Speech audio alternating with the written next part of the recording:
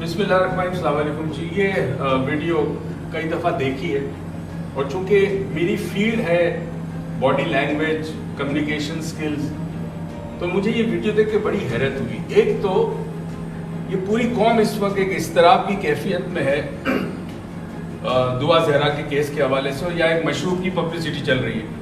کیا اس مشروب کی کمپنی نے اس پورے پروگرام کو اسپانسر کیا ہے؟ میری ٹیم نے زنیرہ سے کانٹیکٹ کیا اور زنیرہ بات کرنے کو تیار نہیں ہے. وہ کہتی سوال بھیج دیں میں جواب دے دوں گی. ارے بھائی سوال بھیج دیں ہم تو جواب دیں گے، ہمیں کراس کوشچننگ کیسے کریں؟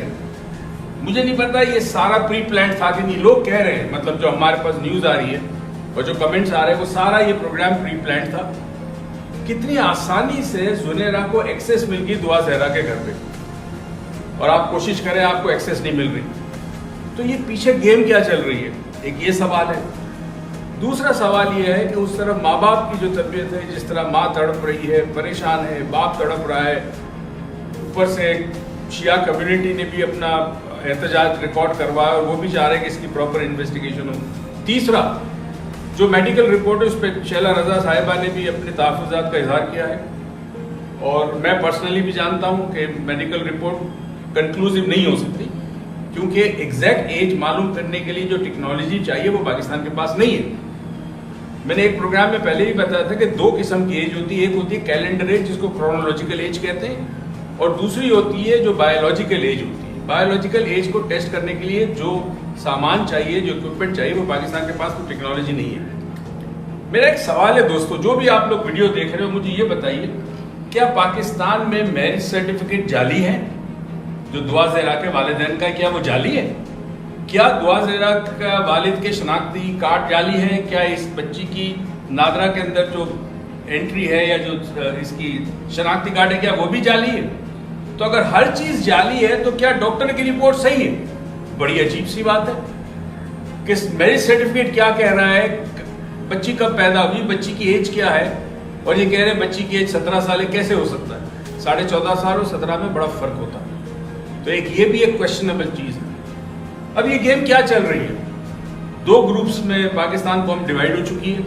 ایک گروپ کہتی ہے کہ جی ہم دعا زہرا کے ساتھ ہیں، اس کو محبت ہو گئی، لڑکے سے اس نے شادی کر لی.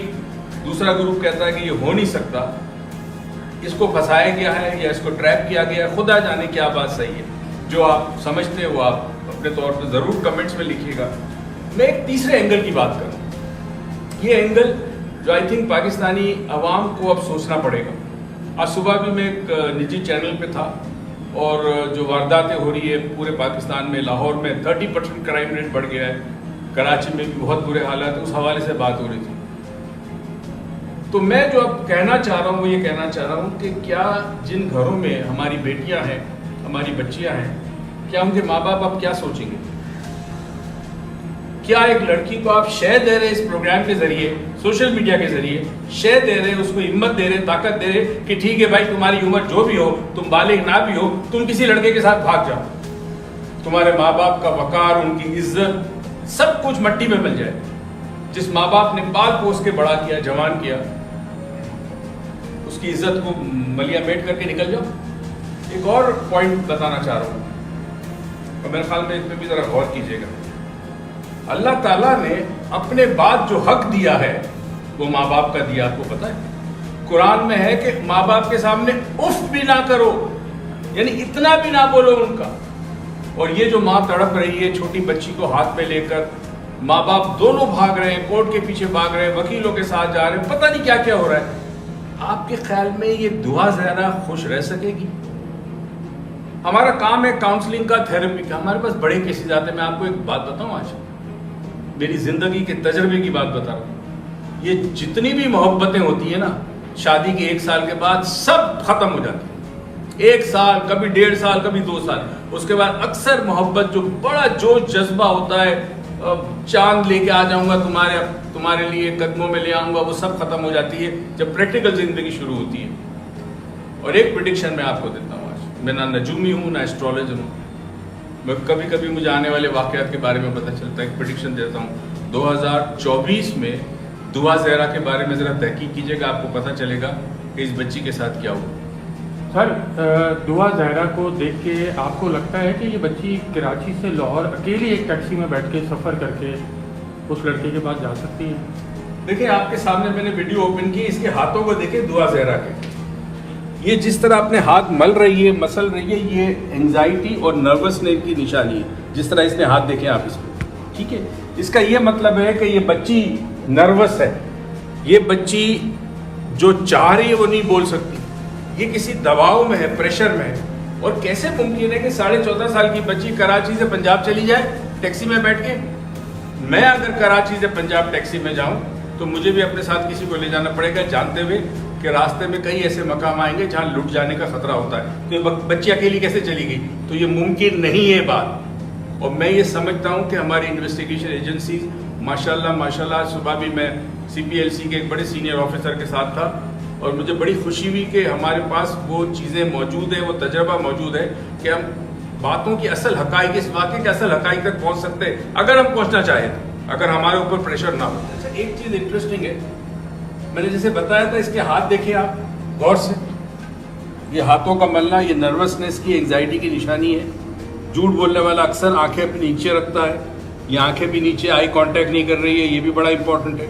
اور آپ زنیرہ کو دیکھیں، وہ بڑی کمفرٹیبل ہے، بڑی آرام سے بیٹھی، جیسے یا تو اس فیملی کو پہلے سے جانتی ہے، یہ سارا کا سارا پورا پہلے سے تیار تھا کہ جی میں نے آنا ہے اور میں نے یہ بات کرنی ہے، اور آپ نے مطلب پورا پری پلانڈ تھا 100%، جو مجھے لگتا ہے باڈی لینگویج مجھے. اور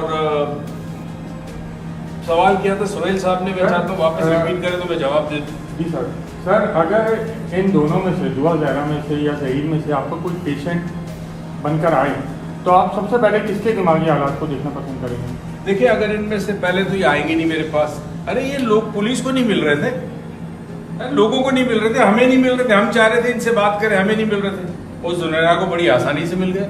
تو اگر یہ آتے ہیں تو سب سے پہلے دعا زہرا کو ہم ہپنوٹائز کریں گے، 2-3 سیشن لگتے ہیں، اس کے بعد سارا اصل باہر آ جائے گا. پھر نہ آپ کو میڈیکل رپورٹ کی ضرورت ہے، نہ پھر آپ کو میرج سرٹیفکیٹ، نہ آپ کو CNIC کی ضرورت ہے. سارا سچ اگل دے گی. ہپنوسس میں انسان کے تحت شعور میں جو سچ ہوتا ہے وہ نکل آتا ہے. اس کے بعد اس بچے کو ظہیر سے ہم بات کریں گے، اس کو ہپنوٹائز کریں گے، دیکھیں گے سٹوری کیا. دیکھیں پہلی تو چیز یہ، میں نہ ان کے ساتھ ہوں نہ میں ان کے خلاف ہوں، میرا آبجیکٹیو انالیسس ہے ایز این ایکسپرٹ. میں نے باڈی لینگویج کی ہے، میں نے سالوں پہلے میں نے انویسٹیگیشن ایجنسیز کو بھی ہیلپ کرتا تھا. اس کے بعد چونکہ بڑے مسائل ہو گئے ہیں تو میں نے بند کر دیا. میرے بہت سارے اسٹوڈنٹ ہیں جو somehow یہ کام کرتے بھی ہیں، تو نہ میں ان کے ساتھ ہوں نہ میں ان کے خلاف ہوں. میرا ایک پرسپیکٹو بالکل ڈفرینٹ ہے اور اس پہ میں تھوڑی سی بات کروں گا. سہیل صاحب اپنے سوال پورے کر لیں تو میں اس پہ بات کرتا ہوں. سر اس واقعے کے بعد والدین اور بچوں کے دماغوں پر کیا اثر پڑا ہے؟ دیکھیں سوشل میڈیا جہاں آپ کو اچھی معلومات فراہم بھی کرتا ہے، وہاں یہ ہماری اخلاقیات کو برباد کر رہا ہے، ہماری معاشرے کو برباد کر رہا ہے، ہماری تہذیب، ہمارا تمدن اس کو برباد بھی کر رہا ہے. تو دونوں چیزیں اس میں موجود ہیں. ہر انسان کے پاس چوائس ہے کہ وہ کیا دیکھے اور کیا نہ دیکھے.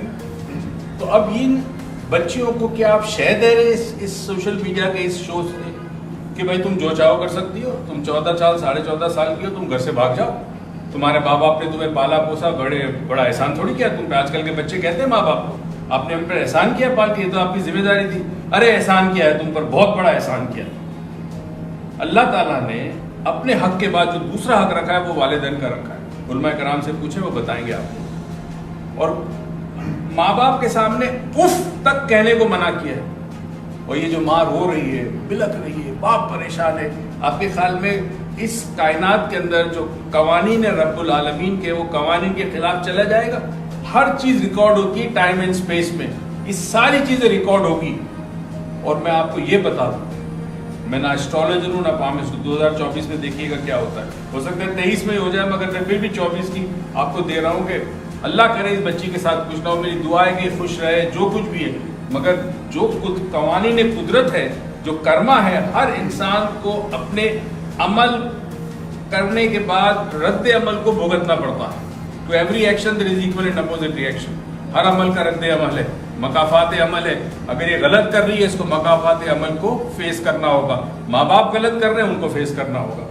لیکن سوال یہ ہے کہ گھروں میں، جن گھروں میں بیٹیاں ہیں، ہماری بچیاں ہیں، माँ बाप परेशान नहीं होंगे कि ये शय मिल रही है कि चलो भाग जाओ घर से?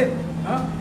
अगर लड़की बालिग भी हो तो कानून उसको इख्तियार देती है, दीन इख्तियार देता है कि वो अपनी पसंद की शादी करे, लेकिन माँ बाप को राजी करके। अगर माँ बाप राजी नहीं है, किसी ना किसी तरह उनको राजी करें, और यकीन कीजिए आपके माँ बाप राजी हो जाते हैं।